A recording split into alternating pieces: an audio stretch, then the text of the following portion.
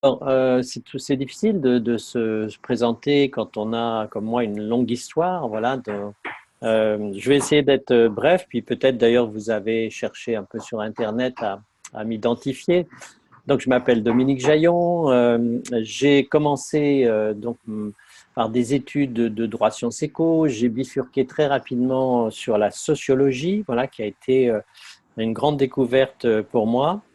Qui dit sociologie dit aussi en parallèle des études de psychologie, de psychosociologie, après une formation psychanalytique. Voilà, en fait, j'ai été toute ma jeunesse immergée dans les sciences humaines, sans parler bien sûr aussi de la philosophie. Peut-être Frédéric, tu veux accueillir la nouvelle personne, mais bon, ça peut être toi vivant. Hein. Voilà. Oui, oui, oui, oui. Donc là, on accueille alors Cindy Palace qui arrive à l'instant. Bienvenue Cindy pour eh bien cette visioconférence. Ben, je te repasse la parole, Dominique. Merci, merci. Voilà.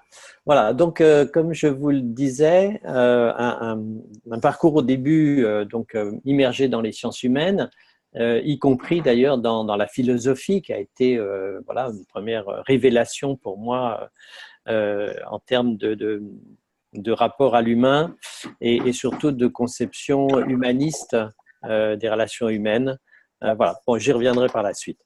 Bon, voilà, donc une formation de sociologue, psychosociologue, un doctorat de sociologie et très rapidement, en fait, une double activité, une activité d'enseignement dans l'université. J'étais maître de conférence, responsable, j'en parle au passé parce que j'ai pris ma retraite récemment de l'université, maître de conférence donc dans une école d'ingénieurs, mais qui dépendait de l'université, Polytech Clermont, où j'ai créé l'enseignement des sciences humaines appliquées à l'activité de management, et donc où j'étais responsable à la fois du contenu, des enseignants, d'un séminaire sur le management. Voilà. Et alors, à côté de cette vie d'enseignant, que je ne vais pas là développer, même si elle a été très riche, et j'ai formé plus de 5000 étudiants, euh, à côté de cette vie, très rapidement, dès les années 80, je vais avoir une activité de consultant. Consultant, à l'époque, on disait consultant, psychosociologue. Donc, j'étais sur le registre de l'intervention dans les organisations, accompagnement du changement. Pour vous resituer, les années 80, c'est l'année où arrive dans les organisations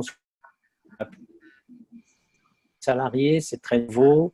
Les grands groupes comme EDF, France Télécom, Gaz de France, ne savent pas d'ailleurs comment s'y prendre pour que les salariés s'expriment. Et donc, ce sont des années, les années 80-90, un peu d'effervescence autour de cette idée de faire appel à des psychosociologues pour venir un peu mettre en expression et puis surtout accompagner le changement des mutations. Voilà. Donc, ma première activité professionnelle, parallèle à mon activité de maître de conférence, ça a été ça, l'accompagnement du changement dans les grandes organisations. Et donc, comme vous le voyez, plutôt un travail avec des grands groupes, des collectifs, hein, des équipes. Voilà. J'ai beaucoup travaillé, par exemple, dans le nucléaire.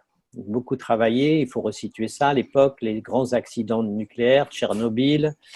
Avant, il y avait eu TMI et donc la nécessité pour le nucléaire français d'avancer fortement dans le domaine de la sûreté nucléaire, de la fiabilité et notamment de créer des équipes de conduite qui tiennent la route et dans lesquelles on soit au niveau de ce qu'on appelle en accompagnement d'équipe l'intelligence collective.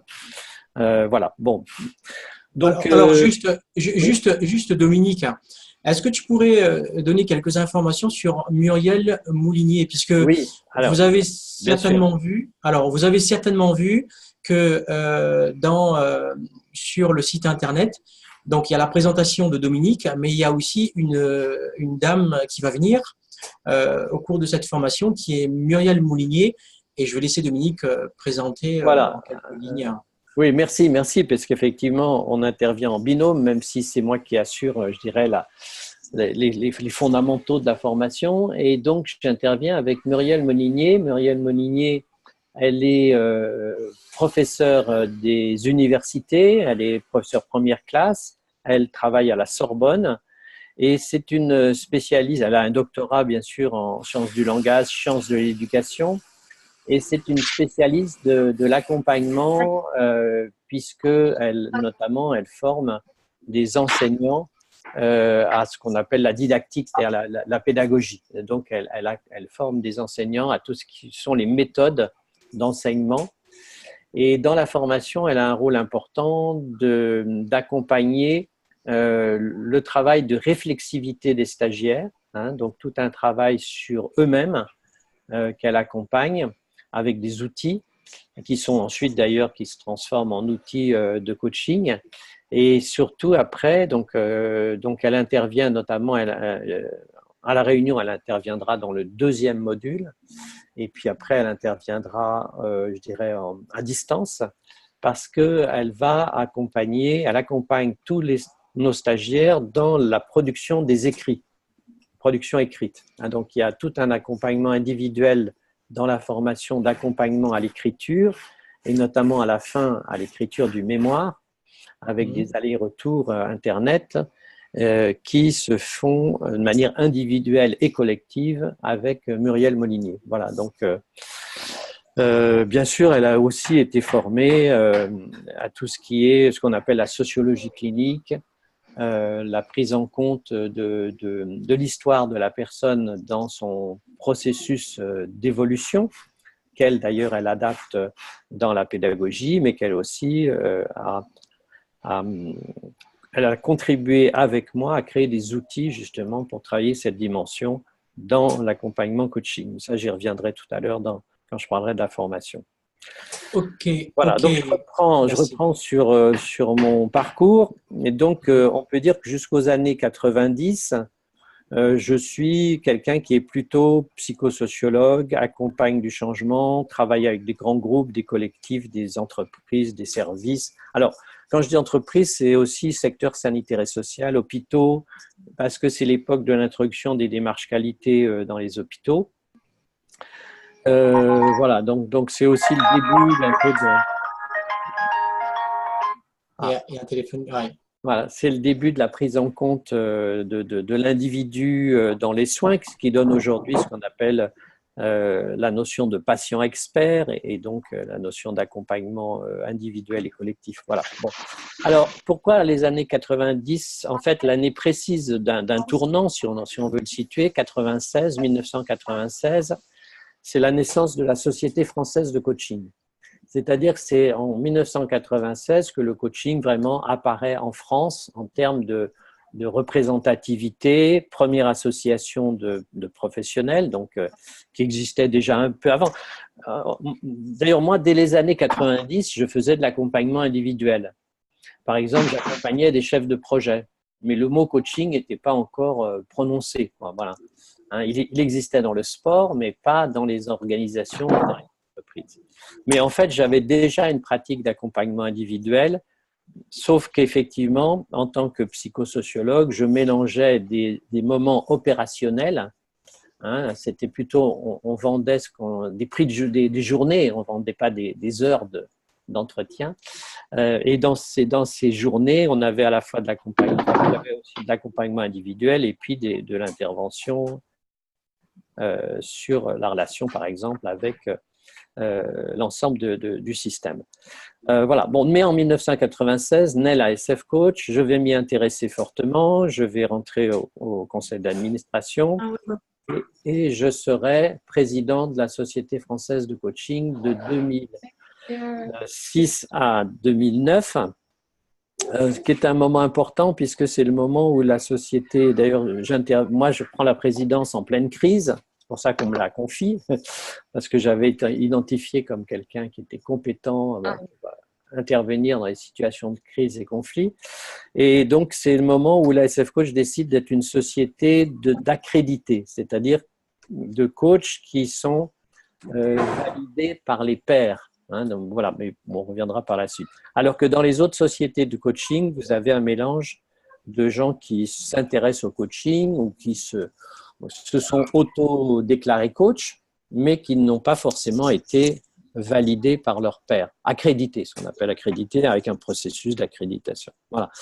Bon, donc, je m'intéresse fortement au coaching, tout en continuant mon activité, bien sûr, qui continue toujours aujourd'hui, hein, d'intervenant dans des situations de crise, conflits, médiation, etc. Bon, mais à partir de 96, je vais vraiment me centrer sur cette activité naissante. Voilà, c'est toujours important de se rappeler que c'est quand même une activité qui est jeune, hein, une activité de coach, contrairement à la pratique des psychologues, hein, qui, eux, ont commencé à s'installer à partir des années 50. Nous, en tant que coach, on est nouveau, ce qui nécessite quelquefois d'ailleurs de construire, d'avancer sur des territoires qui sont déjà occupés, mais dont on peut prouver qu'on est plus pertinent pour les occuper que d'autres. Voilà, donc, en étant président de la SF Coach, bien évidemment, je vais avoir une connaissance très grande du domaine du coaching, des formations. Je vais contribuer d'ailleurs à la création de la première formation universitaire à Paris 8. Hein. Voilà, et je vais donc, moi, penser qu'il est intéressant de créer mon école parce que je ne suis pas satisfait des formations qui existent, voilà, pour le dire simplement. Je considère qu'il y a besoin de créer une école qui soit une école, donc ça va peut-être m'amener maintenant à parler d'école, ce qui me permettra aussi après de parler de la formation. Peut-être d'ailleurs j'aurais dû commencer par dire qu'aujourd'hui, je suis donc coach, je suis formateur de coach et aussi toujours psychosociologue. Alors j'en reviens donc à la création de cette école. J'ai pensé qu'il était important de créer une école qui soit profondément ancrée dans l'ensemble des sciences humaines, voilà. Que ce soit la psychologie, la psychosociologie, la philosophie, bien sûr, parce qu'il y en a des références philosophiques solides dans notre école, du côté de l'existentialiste de Sartre, voilà, en tant que philosophe, et d'ancrer dans une discipline qui s'appelle la sociologie clinique, hein, qui est une discipline qui a été fondée par un sociologue qui s'appelle Vincent de Goldjach, qui a la particularité de s'intéresser au sujet, et à l'individu en société, et surtout à l'individu au travail. Hein, voilà, donc une école ancrée dans les sciences humaines, bien sûr qui ne va pas ignorer les dérivés des sciences humaines, hein, que sont la PNL, l'analyse transactionnelle, puisqu'on intègre, alors pas tant l'analyse transactionnelle que je connais, mais que je considère pas comme quelque chose qui, pour moi en tous les cas, est indispensable. On va intégrer par exemple des outils de la PNL dans la formation, mais la formation restera une formation fondée théoriquement sur les sciences humaines, et pas seulement sur des dérivés. Voilà, ça c'est le premier point. Ensuite, l'idée, ça a été aussi de créer une école dans laquelle il y ait des petits groupes avec un accompagnement individuel des stagiaires extrêmement poussé, ce qui fait qu'on travaille avec des groupes qui sont jamais au-delà de 12, 14 hein, voilà. Stagiaires. Un accompagnement très poussé. Une école dans laquelle on associe des fondements théoriques, bien sûr des outils, mais qui sont toujours référés théoriquement, et surtout de la pratique. Alors, pratique qui se fait soit dans le cadre des journées de formation, des modules, soit dans le cadre de ce qu'on a appelé, nous, le coaching volontaire, puisque nos stagiaires sont outillés dès le premier module pour commencer à coacher, et bien sûr en étant supervisé dans ce qu'on appelle, nous, on lui a donné un nom, le coaching volontaire. Voilà. Ce sont de vrais coachings avec des contrats de coaching qu'on apprend d'ailleurs à finaliser, à rédiger. La seule différence avec un coaching, c'est qu'on a un paiement, le stagiaire a un paiement symbolique de 10 € la séance. Mais sinon, ce sont de vrais coachings, c'est-à-dire qui dit coaching dit objectif, et puis 10 contrats pour atteindre ces objectifs. Voilà, donc une école théorie, pratique, avec une finalité justement opérationnelle, c'est-à-dire qu'à la fin de la formation, puisque la formation a intégré la pratique, le mémoire professionnel, j'insiste sur le mot mémoire professionnel et non pas académique, rend compte d'une pratique, chaque stagiaire ayant dû faire à minima 3 coachings, hein, c'est-à-dire quelquefois en commencer 4 ou 5 parce que bon, il peut y avoir un coaching qui en fait s'arrête assez rapidement. Voilà, bon. Donc des coachings aboutis. Et donc le mémoire professionnel porte sur cette pratique de coaching. Il est soutenu devant un jury. Alors cette formation, à l'origine, donc évidemment, elle n'était pas reconnue par l'État parce que ça n'existait pas. Hein, c'était une certification de l'école. Mais donc nous avons obtenu donc en fin 2007 donc la reconnaissance de cette formation comme étant une formation délivrant un diplôme national, c'est-à-dire un diplôme inscrit au registre national des compétences professionnelles, ce qui est l'équivalent alors toutes les écoles parlent d'équivalent d'un master 1. Si on est vraiment précis, on dira que ça donne l'équivalent, puisque c'est niveau 2, niveau 6 européen, hein, niveau 2 en France, niveau 6 européen. Et donc, c'est l'équivalent, on dit Master 1, ça veut dire qu'on peut s'inscrire en Master 1. Moi, je préfère dire qu'en fait, c'est l'équivalent d'une licence, un bac plus 3. Voilà. Mais voilà, c'est très important puisque ce diplôme délivre un titre maintenant qui est reconnu par l'État, qui est le titre de coach professionnel. Voilà. Et il vient de se passer quelque chose de très important en janvier 2019, hein, c'est que, par exemple, toutes les formations qui seront financées par Pôle emploi, hein, par les pouvoirs publics, seront des formations qui sont inscrites au registre national des compétences professionnelles. Et donc, on va certainement, dans les entreprises maintenant, ou dans les organisations, c'est déjà le cas hein, dans beaucoup de cas, demander à ce que les coachs aient cette reconnaissance et ce titre officiel. Voilà. Alors, pour terminer, parce que ce qui sera important, c'est vos questions, évidemment, hein, ou des relances que je pourrais avoir.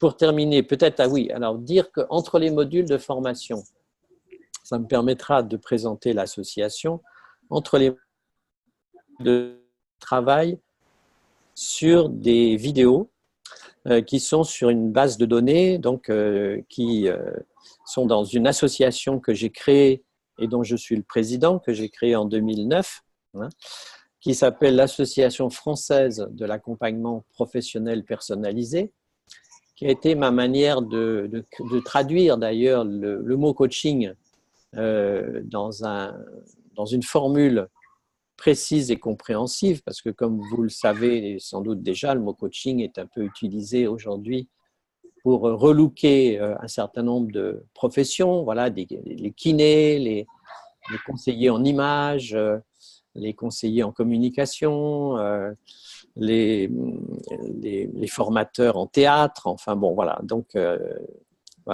Donc, j'ai créé l'Association française de l'accompagnement professionnel personnalisé, la FAP, en 2009, pour d'abord faire exister ce terme et puis créer surtout un lieu de recherche, d'échange, qui permet de créer d'ailleurs des pôles à chaque fois que nous faisons des formations. Hein, voilà. Donc, par exemple, puisque en ce moment, là, je viens de démarrer une formation en Guadeloupe, là, je vous parle depuis la Guadeloupe. Il existe, puisque la Guadeloupe, on a un lieu de formation depuis 2008 aussi, on a créé en parallèle, et donc il existe un pôle Antilles-Guyane basé en Guadeloupe, ce qui permet à nos stagiaires, mais aussi à toute personne qui s'intéresse à l'accompagnement, même si elles ont été formées ailleurs d'ailleurs, et on en a beaucoup hein, parce que qui souffrent justement d'isolement, qui permet donc aux coachs aux coachs ou à toute personne qui s'intéresse à l'accompagnement, ça peut être des enseignants, des psychologues, de se retrouver pour échanger autour de conférences Voilà, et puis donc j'espère qu'avec vous, on créera un jour le pôle de l'association à La Réunion. Hein, voilà. Bah, ça, je te dis, je peux commencer à anticiper là-dessus. On a Oui, déjà échangé là-dessus. De toute manière, ça fait partie des objectifs. bien sûr, parce que Donc pour moi, il y a la formation de base et puis après, il y a la formation continue à exactement. faire entre pairs et surtout, comme vous le savez, il faut gagner en visibilité. Donc, gagner en visibilité dans un monde, il y a une sociologue qui parle de tyrannie de la visibilité, hein, un monde où il ne faut pas seulement être compétent, il faut être visible. C'est aussi en faisant des conférences, des manifestations. Par exemple, j'ai animé beaucoup de café coaching en Guadeloupe, hein, voilà, mais aussi des conférences. Bon, et donc, ça permet d'être visible. Et donc, cette association, justement, c'est un lieu est un lieu où on stocke toutes ces conférences et qui deviennent donc des outils de formation. Hein, donc, sur le site de l'AFAP, quand vous êtes AFAP, vous faites afapp.org, vous avez la vidéothèque dans laquelle vous avez des conférences, y compris la mienne, qui est récente parce que j'ai, en tant que président, évidemment, j'ai eu, je dirais enfin, j'ai mis en œuvre le fait d'abord d'inviter d'autres personnes avant de moi de faire moi-même une conférence. Voilà. Voilà. Bon, donc vous voyez qu'il y a deux aspects dans cette proposition là qui vous est faite aujourd'hui, à la fois un aspect formation et puis un aspect intégrer, participer à la vie d'une association pour faire vivre et surtout informer le monde de l'accompagnement et puis vos clients de la spécificité de votre formation.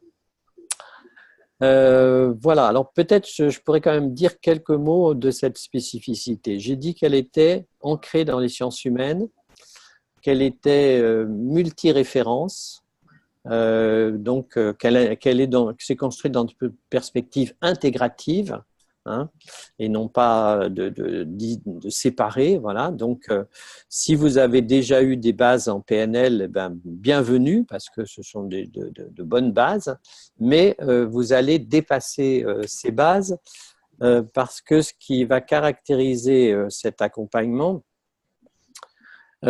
c'est qu'on va vous apprendre à prendre en compte la totalité de la personne. C'est-à-dire, c'est une formation qui vous permet à la fois ensuite de coacher sur le plan personnel et sur le plan professionnel, en sachant que vous allez apprendre à la fois avec des fondements théoriques, mais surtout des outils.